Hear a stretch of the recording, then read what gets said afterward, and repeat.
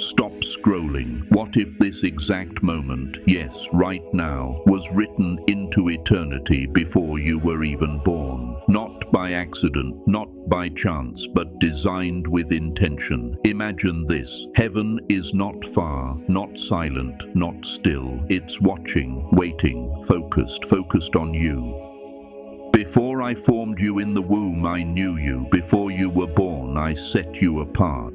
Jeremiah 1:5. That's not poetry, that's truth. While you're reading this, something eternal is already in motion. The throne room isn't quiet. It pulses with anticipation. And Jesus, not an idea, but a living king, stands with a pen of flame, ready to inscribe a name, your name. The book of life isn't a metaphor, it's real. Radiant pages shimmer in light the sun can't rival. The pen burns with holy fire, and the ink is not of this world. The Lord will write in the register of the peoples, this one was born in Zion. Psalm 87 verse 6. This is not a story about someone else. This is about you, about how all of heaven has prepared for this window of time, these 17 minutes that carry more spiritual weight than years of searching. You're not hearing this by chance. You've been drawn, nudged, whispered to. There's a reason your spirit feels stirred right now. Something is awakening. My sheep listen to my voice. I know them, and they follow me. John 10:27. What if that stirring is your spirit remembering something heaven already declared about you? Your name is not background noise in eternity. It has weight, identity, resonance. When Jesus speaks your name before the Father, all of creation recognizes it. I have summoned you by name. You are mine. Isaiah 43:1. And this name, your name, is not being written in ink, but in light, in fire, in truth. Don't let the ordinary pace of scrolling numb you to the supernatural moment you're in. Look closer. This is a divine countdown, and the only thing that remains is your response. Not perfection, not performance, just permission. Say yes, not to me, but to the one who formed you. The atmosphere is no longer what it was. Heaven is open. The pen is poised. The light is waiting. And your name is next. Gold speaks of recognition. Blue hums with divine insight. Red carries the pulse of covenant. White whispers purity. Purple declares royal legacy. These colors weren't chosen, they were revealed. This is not artistic expression, but spiritual code. And in this moment, that code is being written into you. To them I will give within my temple and its walls a memorial and a name better than sons and daughters. I will give them an everlasting name that will endure forever. Isaiah 56:5. In heaven's sight, your name isn't ink on paper. It's a frequency, a tone that aligns with purpose. It doesn't echo labels you were handed in broken places. It resounds with what God has always known. That middle name, those overlooked initials, they shimmer now with prophecy. Heaven wastes nothing. As the final phase begins, each letter of your name pulses with living light. This is not about status, it's about revelation.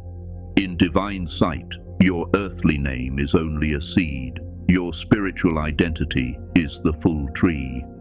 He determines the number of the stars and calls them each by name. Psalm 147 verse 4. He adds symbols to your name now, not visible to eyes but clear to angels. Fire that moves like rivers. Light that sings. These are heaven's waymarks. They aren't decorations, they are declarations. Somewhere in your spirit you feel warmth or stillness. That's not imagination, that's spiritual resonance, a sign that the transformation has already begun. And as your name is etched into glory, it's not just being seen, it's being understood. Your name is read like a living book written in God's own rhythm. The throne pulses with golden power, not metaphor, power, the kind that parted seas and raised bones. Now that power surrounds you. Jesus draws close, holding not a pen, but a flame that does not consume. As he writes, all of heaven listens, not to what you say, but to what he declares over you. I will give each one a white stone, and on the stone will be engraved a new name that no one understands except the one who receives it. Revelation 2:17. You may never fully grasp what's happening, but heaven does. In the final seconds, Jesus seals what he's written. It burns, but cannot be erased. Not by fear, not by failure, not by the weight of your past. For God's gifts and his call are irrevocable. Romans 11:29. The throne room quiets. The page closes. The light doesn't fade. It remains because it was never just about writing a name. It was about revealing who heaven always knew you to be. If this message touched your heart, give it a like, subscribe to the Light of Faith, and walk in faith with us. You're not just standing in a moment, you're standing in the moment heaven counted down to. Every breath, every heartbeat, every quiet whisper of your soul has led here. This is not imagination. This is divine reality brushing up against time. Right now, the eternal hand of Christ touches the edge of your existence, not with ink, but with fire. He writes, not in human script, but in a language older than stars, a holy code that carries authority beyond earth's comprehension. Call to me, and I will answer you and tell you great and unsearchable things you do not know. Jeremiah 33:3. With each stroke, he's not just recording, he's unlocking. What he's writing isn't just your name, it's your origin, your assignment, your spiritual architecture. The alphabet of heaven is not made of letters, but of light. Angels observe in reverence because they recognize what this means. When Jesus writes, it activates, it awakens. See, I have refined you, though not as silver. I have tested you in the furnace of affliction. Isaiah 48:10. What once was dormant in your spirit begins to rise. Some feel warmth, others feel stillness. These are not feelings, they are frequencies. Heaven is aligning your identity with the blueprint it always held. This is not about becoming someone new, it's about remembering who you were always meant to be. I will give them singleness of heart and put a new spirit within them.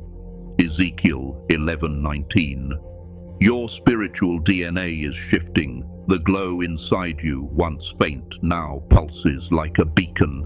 This is not decoration, it is designation.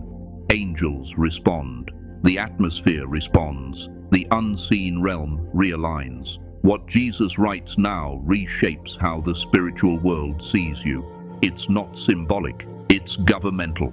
Heavenly order is recalibrating around your calling. The veil between seen and unseen is thinner than ever. You are not just recognized, you are recalibrated. The light in you now carries signature authority, and because of that, the gates open, not because you knocked louder, but because heaven now knows who's knocking. Lift up your heads, you gates, that the King of glory may come in. Psalm 24:7. What took years in striving can happen in moments of obedience when your identity is aligned. This is not ego, it's evidence. Your name bears his seal. The angels take new positions, and you step forward, not in pride, but in purpose. Divine favor doesn't ask a permission, it flows where heaven has spoken. Heaven is equipping you, not because of your strength, but because of the seal Jesus placed on your name.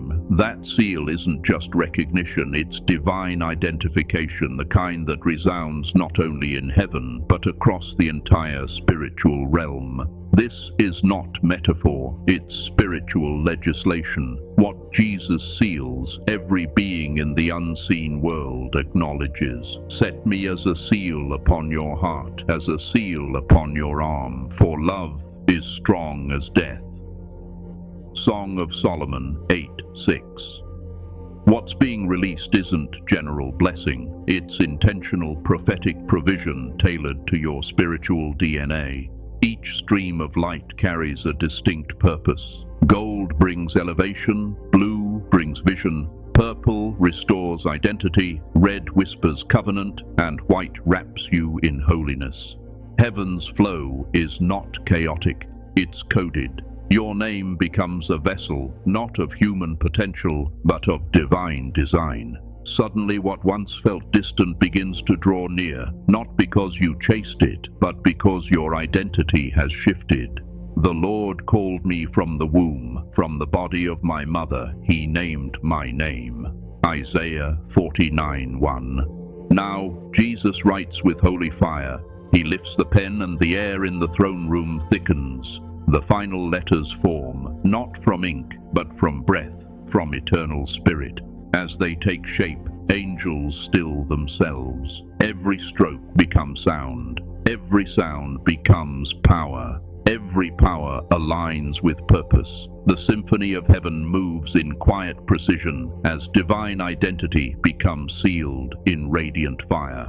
And I will write on them the name of my God. Revelation 3:12. This moment, though unseen by earthly eyes, echoes through eternity. Your name no longer drifts in uncertainty. It rests in authority. It reverberates when prayed, when whispered, when remembered.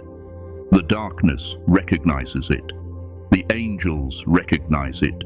Heaven responds, and suddenly prayer becomes weightier, not because your voice got louder, but because your name now carries spiritual weight. The prayer of the righteous is powerful and effective. James 5:16. That righteousness doesn't come from perfection, it comes from being sealed. You don't have to perform for heaven's attention. Jesus already whispered your name in the Father's presence. Once spoken there, it's never forgotten. The sealing isn't temporary, it isn't symbolic, it's eternal. It lives, it breathes, and with it comes waves of divine favor, not for gain but for purpose, not for status but for impact. Peace comes, joy settles, strength takes root. You begin to walk differently because heaven now walks with you. The joy of the Lord is your strength. Nehemiah 8:10. These are the seals of heaven, one for recognition, one for authority, one for destiny, and they do not fade, they do not fail, they do not fracture under fear. They remain because heaven wrote them, and what God writes, no one can erase. The Lord knows those who are his. Nahum 1:7. This is not pride, it's peace. It's the quiet, anchored confidence that comes when identity is no longer uncertain. The spiritual realm sees your name now as a lighthouse, a fixed point in storms of confusion, a landmark of divine calling. Every mark releases grace, every syllable speaks of purpose. Angels respond because heaven has set order in motion. You are not just known, you are aligned. And now, something deeper stirs. Because heaven not only seals individuals, it aligns them. There are moments, divinely chosen, when two stories begin to converge, not by luck, but by holy orchestration. Ruth didn't wander into Boaz's field by chance. Esther didn't face the king at random. And who knows but that you have come to your royal position for such a time as this. Esther 4:14. These moments are marked, they are written, and when they come, they carry not only emotion, but purpose. And purpose, when touched by heaven, cannot be stopped. When God weaves lives together, it's rarely loud. Often it's a whisper, a moment that feels quietly right. Two paths, two stories gently brought into alignment by divine wisdom. Not rushed, not forced, but prepared. To everything there is a season and a time for every purpose under heaven. Ecclesiastes 3:1. This is not fantasy, it is order. And order is the language of heaven. When the threads of destiny meet, it's not chaos, it's clarity. Not pressure, but peace. And the peace of God, which transcends all understanding, will guard your hearts and your minds in Christ Jesus. Philippians 4:7. The stirring in your heart may not come with answers, but it often comes with assurance. You're not called to chase what's divine. You're called to walk toward it in trust. The Spirit doesn't panic, it prepares, and what heaven ordains, it protects. This is how divine orchestration works, not in confusion but in alignment. There are days that look ordinary but are anything but. Days heaven has marked in silence, long before you knew to look for them. These days are doorways, not of chance but of appointment, and today might be one of them.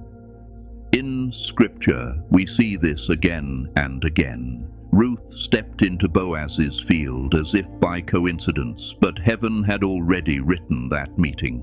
Esther stood before the king, not by ambition, but by divine timing. And who knows but that you have come to your royal position for such a time as this. Esther 4:14. These moments don't arrive with fanfare. They arrive with stillness, with a breath of clarity, with a sense that something sacred is unfolding beneath the surface. Not pressure, not chaos, but peace. And the peace of God, which transcends all understanding, will guard your hearts and your minds in Christ Jesus. Philippians 4:7. When God aligns paths, it's never for distraction, it's for purpose, for building, for sharpening, for fulfilling something eternal that neither soul could carry alone. You don't chase divine alignment, you recognize it, you step into it with peace and trust. There is a time for everything, and a season for every activity under the heavens. Ecclesiastes 3:1.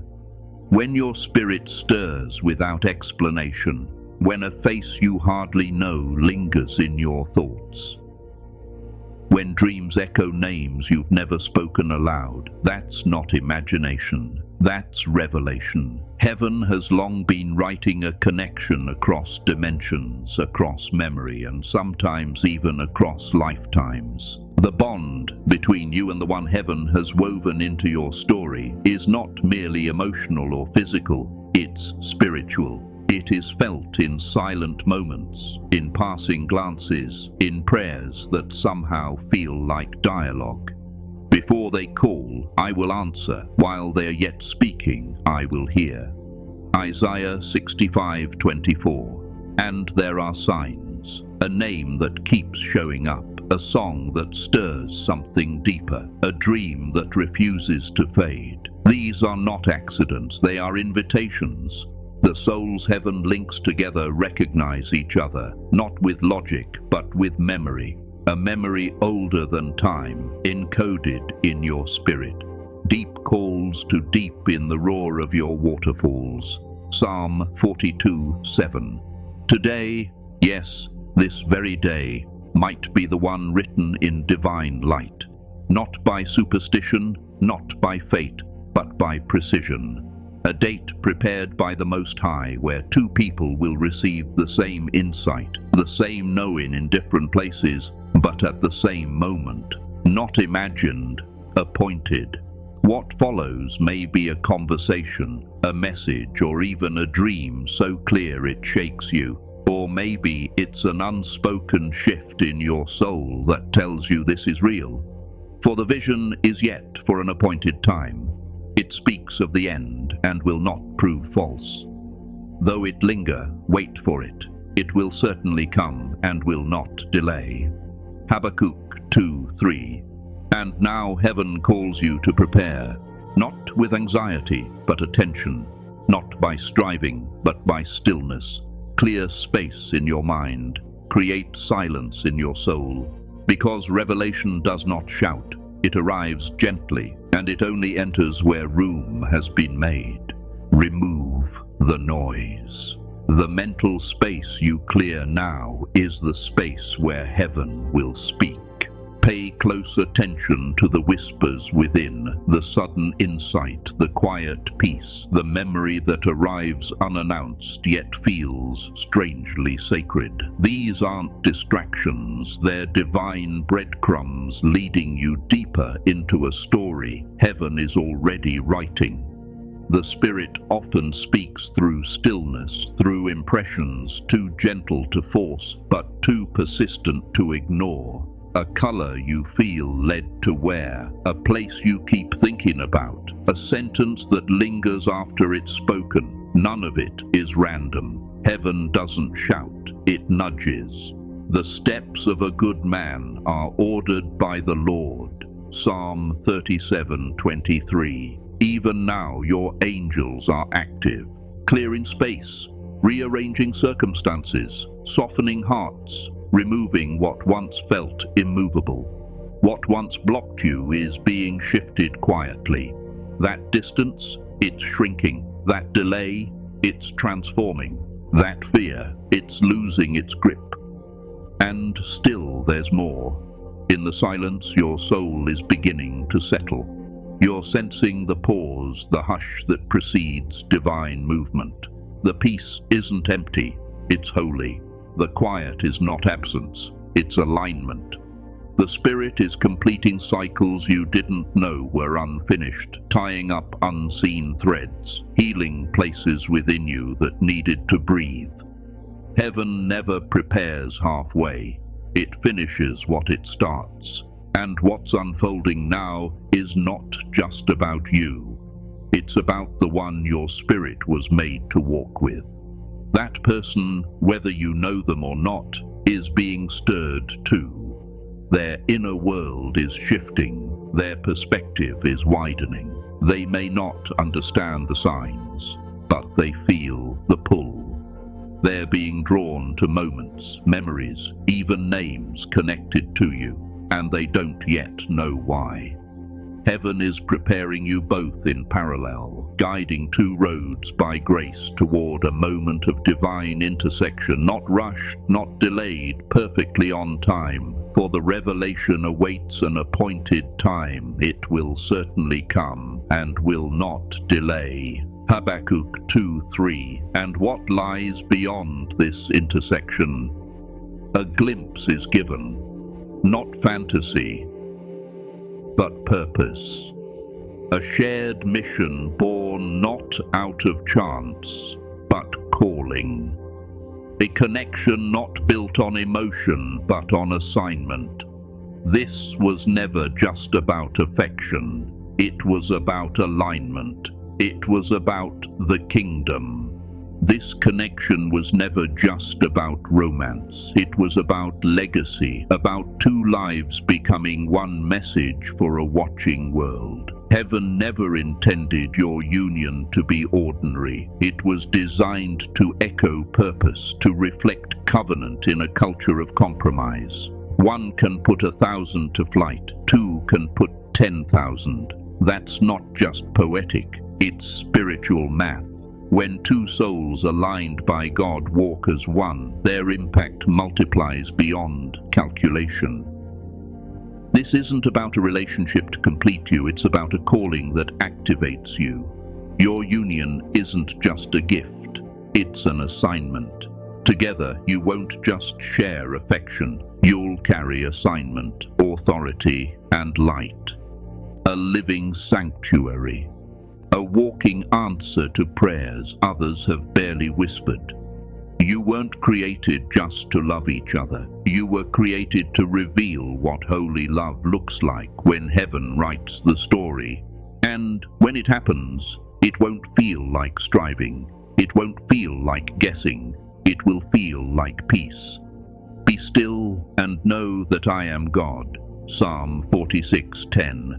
That's how you'll know, not through signs alone, but through the quiet certainty that comes when your spirit finally exhales.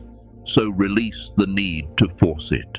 Let go of the pressure to make it happen. Trust not in the clock, but in the author. The same God who aligned your steps knows the hour of your union. And when it unfolds, it will be clear, not confusing. Gentle, not loud. Strong, not rushed. Because when God writes a love story, it speaks not just to hearts, but to generations. And this time, you're not walking into it alone. Let the light of faith remind you, you are chosen, deeply loved by God, and never alone. Leave a comment to share how God has touched your life. You are already known by the one who formed you, already seen by the eyes that never miss. And when the moment arrives, that holy, silent moment, your soul will recognize it, not by loud signs or feelings, but by stillness. Be still and know that I am God. Psalm 46:10. That peace will wrap around you like light, not as a feeling, but as confirmation. You'll move forward not with haste, but with reverence, because what's unfolding isn't ordinary. It's the fulfillment of a divine promise. This isn't just about meeting someone, it's about stepping into covenant. Heaven is not writing a love story for entertainment, it's composing a legacy. When God authors the union, everything aligns. Purpose, timing, calling. You don't have to shrink, you don't have to chase, just trust. Because the name Jesus has spoken over you is no longer just a word, it's a commission, a fire-written legacy. And though the book is now closed, the light never fades.